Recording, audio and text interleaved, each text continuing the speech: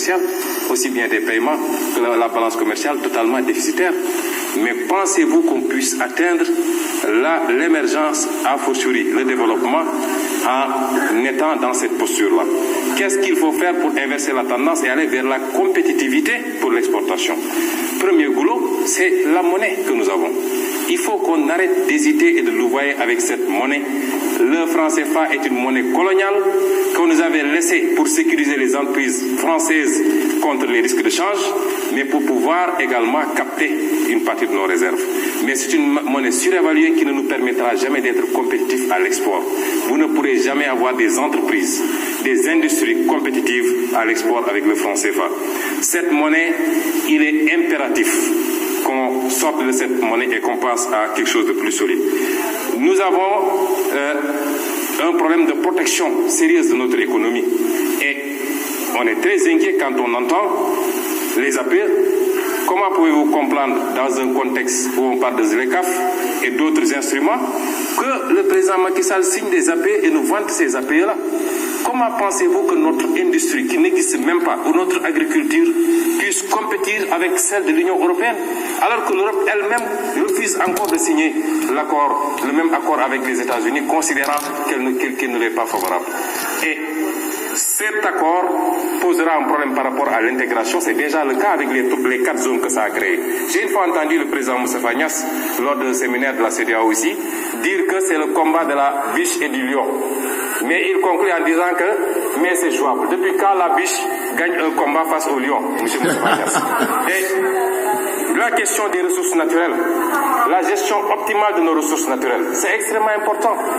Et je tiens à le dire ici. Et de dire à M. Macron, qui dit qu'il y a un sentiment anti-français. Il n'y a pas un sentiment anti-français, il y a un sentiment pro-africain. Les Africains ont désormais compris et ça ne peut pas continuer. Nous n'avons rien contre la France ou les États-Unis, mais nous avons des intérêts à gérer. Et on parle de l'immigration, par exemple. Pourquoi on parle de l'immigration dans le contexte actuel? Mais les populations ne suivent que le même chemin que les ressources. Quand on vient piller nos ressources avec la complicité de nos élites complexées, de nos leaders, évidemment, on ne pourra jamais régler cette question. Le privé national dont on parle. Mais vous ne pouvez pas avoir de privé national parce qu'on n'a pas une politique réelle de promotion de ce privé national, si ce n'est pour aller vers une bourgeoisie comprador, qu'on crée de toutes pièces, en créant des marchés fictifs, en donnant des assets foncières que les gens revendent à l'IPRES ou je ne sais qui pour se faire des milliards, ou alors c'est des montages avec des acquiescements pour que des gens se retrouvent avec 95 milliards alors que Gorounou Yatounou. Et il faut orienter aujourd'hui les priorités vers le financement du véritable privé national. Ce n'est pas à l'État de créer les entreprises et les industries, mais toutes les industries ont été appuyées par leurs États jusqu'à être fortes pour les lancer dans la compétition mondiale. Et aujourd'hui, on nous dit ouvrez vos frontières et laissez tout passer. Donc, monsieur le ministre, je terminerai par une question. Sur toutes ces questions, il faut des réformes, mais il faut du courage politique. Ce courage, M. Macky Sall ne l'a pas.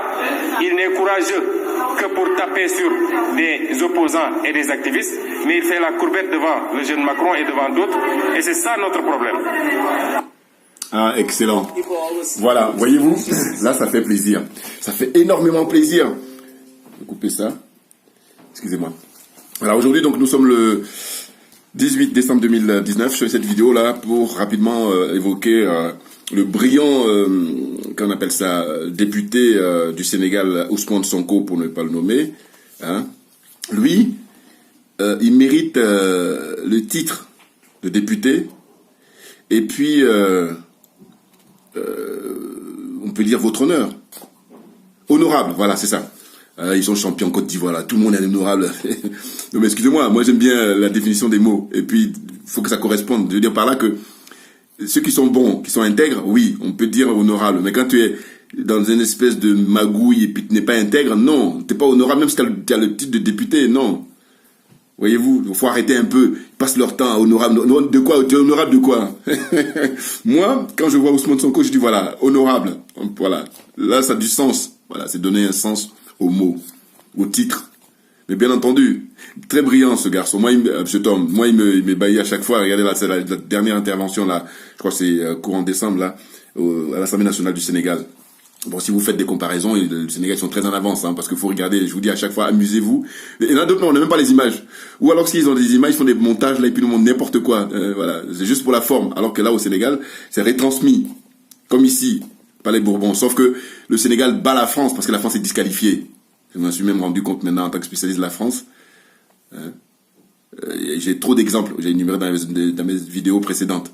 Donc Ousmane Sonko, il a apporté une réponse à Macron là sur son fameux sentiment anti-français. Il dit non, les Africains veulent défendre leurs intérêts. Donc vous faites la qualification que vous voulez, c'est votre problème. Parce que durant des siècles, quand vous avez eu l'occasion de piétiner, de même le considérer moins qu'un animal, là, quel est moi c'est ce que je me dis, là, je vais répondre à Macron là, à chaque fois. Je lui dis, quand c'est comme ça, qu'est-ce qu'on peut qualifier comme sentiment?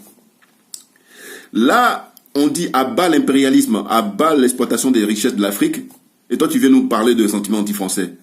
Ça marchera pas là, parce que c'est trop.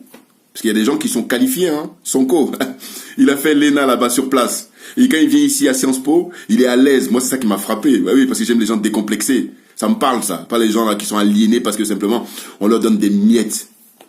Et là lui, au Sénégal, c'est le prochain président.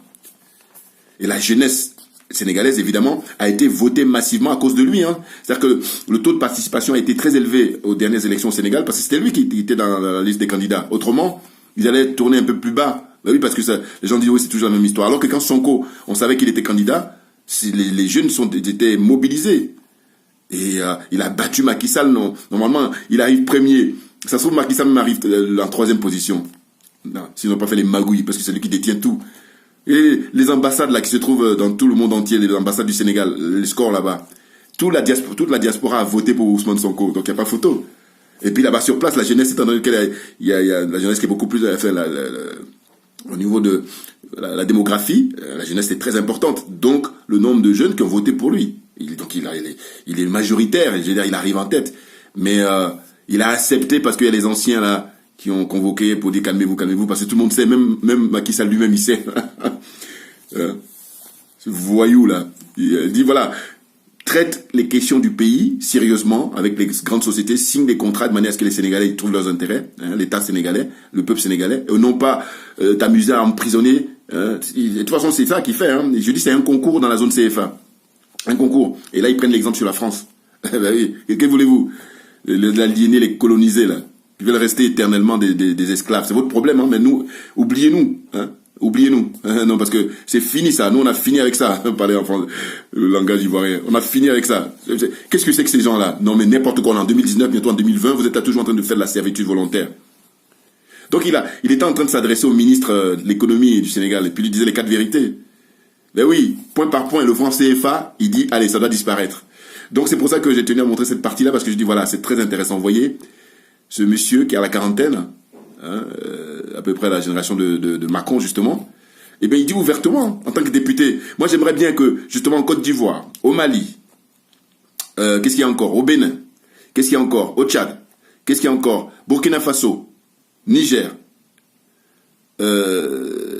qui j'oublie, Togo, Gabon, Congo-Brazzaville, hein, ainsi de suite, toute la zone CFA là, qu'ils aient le même discours qu'Ousmane Sonko, les députés. Prenez le micro et puis dites, voilà, le franc CFA c'est terminé. Nous allons nous prendre en main maintenant. Souffrez que nous soyons orphelins de vous. Ça, j'adore la formule des frères burkinabés là, qui avaient en face d'eux l'ambassadeur de France qui était mal dans ses chaussettes.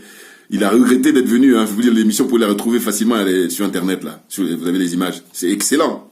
Il a même dit à la fin, il a fait un aveu, il a dit il dit pas j'ai regretté, mais en tout cas il dit voilà, je n'aurais pas dû venir. Mais oui, et parce que ils lui ont mis les 4 vérités, et la vérité ça fait tellement mal, parce qu'eux sont dans le mensonge, hein, la culture du mensonge, du déni. Donc il dit le franc CFA doit disparaître parce que vous allez émerger avec quoi? C'est de l'escroquerie, vous escroquez le peuple année après année, hein, siècle après siècle. Vous perpétuez ce néocolonialisme là, et vous êtes content, vous êtes fiers de vous? Franchement, les gens ont des connaissances, ils ont l'expérience. Ils savent lire, ils écrivent. Il a même fait un bouquin là pour sa campagne où il a expliqué tout. Le pillage du Sénégal. Macky Sall qui joue comment on appelle ça, l'arbin. Le laquais, pour utiliser le terme de la sœur Nathalie Yamb. Les laquais. Moi, c'est un collègue qui, lui, utilise plutôt souvent le terme de larbin. Larbin, c'est des larbins. Moi, j'ai dit employé. Bon, j'essaie d'être un peu dans l'euphémisme. Hein? Mais toujours est-il que vous êtes employé, vous êtes là pour servir la France. Mais non, il y a des gens qui sont là pour servir la France en tant que Français, j'allais dire au sens caucasien. Non, mais je veux dire par là que à qui profite les gilets jaunes. Moi, on a suffisamment d'éléments pour les arguments. Hein. Les gilets jaunes sont caucasiens, pourtant ils sont les dindons de la farce. C'est le peuple français, les gilets jaunes pour moi. C'est clair. Donc je dis, Ousmane Sonko, là, les choses sont claires que la jeunesse va le porter en 2024 au Sénégal pour prendre le pouvoir. Que Macky Sall va dégager. S'il veut venir prendre sa retraite ici comme Abdoulaye Wade, dans les Yvelines ici, hein. Rentre chez toi au Sénégal, tu es, voilà. On se rend compte des francs-maçons et tout ça. N'importe quoi. C'est incroyable, hein. C'est incroyable. Là, vous êtes piégé, vous êtes, cerné. Voilà. J'aime bien ce terme-là. Vous êtes cerné. Parce que l'escroquerie a tellement duré que maintenant, c'est le ras-le-bol qui est planétaire. Et l'Afrique en particulier. Pour ne même pas dire en premier. Puisque c'est le continent le plus riche au monde. Donc, il faudrait expliquer. Il faut remettre à l'Afrique ce qui appartient à l'Afrique. Il faut remettre aux Africains ce qui appartient aux Africains. Il faut remettre au peuple africain ce qui lui revient. Tout naturellement. Parce que vous ne pouvez pas vous barricader des espèces de contradictions comme ça. Qui est inexplicable. Par la raison du plus fort avec des armes. Moi, j'ai dit, en fait, c'est une question de détermination, parce qu'on a vu à travers l'histoire que c'est pas forcément ceux qui ont des armes pointues qui gagnent. Regardez, c'est même une histoire récente. Regardez ce qui s'est passé au Vietnam. Les Américains étaient pourtant les plus blindés, mais ils ont cédé. Oui, parce qu'il y a une question de détermination. Donc la jeunesse africaine aujourd'hui est déterminée. C'est clair. Nous n'avons pas le choix d'ailleurs.